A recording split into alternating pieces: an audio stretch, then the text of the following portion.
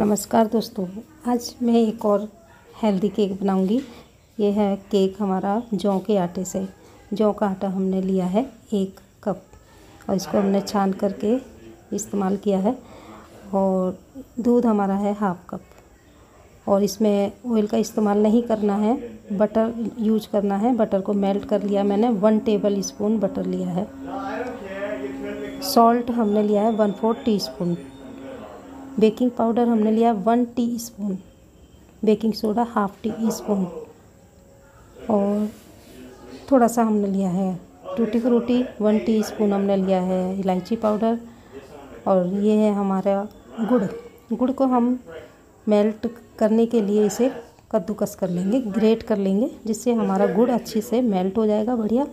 और मैं इस केक को कढ़ाई में ही बनाऊंगी। कढ़ाई को मैं 5 मिनट के लिए पहले प्रीहीट करूंगी और 30 से 35 मिनट के लिए बेक करूंगी।